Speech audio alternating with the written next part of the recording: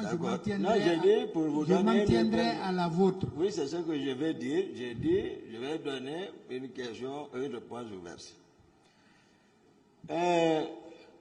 Maître, il ne faut pas qu'on regarde là où on est tombé, oubliez là où on a heurté le pied contre une pierre. On est africain, on connaît ça. J'ai expliqué,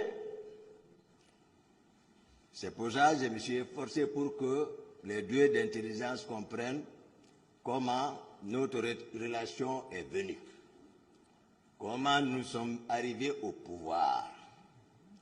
Effectivement, comme vous l'avez si bien fait remarquer, que le président Dadis, rarement, il apparaissait dans les images sans moi, sans ma présence, c'est vrai, vers le premier trimestre.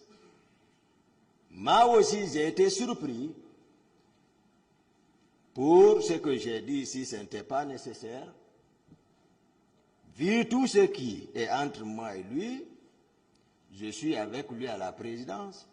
Le matin, on s'est quitté. Comme d'habitude, la routine. J'ai expliqué mon carnet de ce jour. Et, à mon fort étonnement, je vois la présidence à la tête, le capitaine Dadis et le général Baldé. Venir, rentrer dans le passé, car lorsque j'ai sorti les dés, j'ai expliqué les motifs pourquoi j'ai sorti ceci. Venir à Koundara, descendre, c'est le président qui conduisait, le véhicule n'a pas garé, il a sauté. Je n'ai même pas eu le temps, d'habitude, dès qu'il apparaît, s'il y a des hommes, directement, je donne la ration, je me lève. Mais l'état dans lequel il est descendu, j'ai vu, général Baldé n'était même pas là quand on prenait le pouvoir, il ne connaît pas. C'est son ami de chambre, lorsqu'ils étaient à l'EMIA, j'ai connu ça. D'accord. J'ai dit, hop, le président ne devait pas être ici. C'est facile, comme on a remarqué qu'il m'appelle. Qu'il m'appelle Toumba Outier.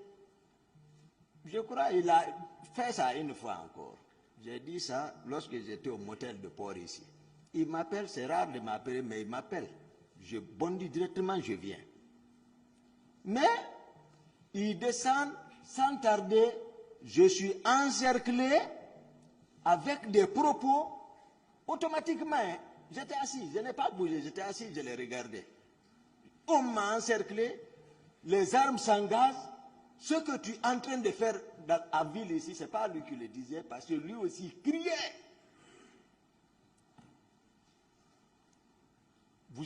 Tu vas le regretter. Les CC sont arrêtés. Et ils ne parlent pas, on était 6. CC était présent. Je suis assis, je le regardais. Il a tenu ils m'ont encerclé avec les armes.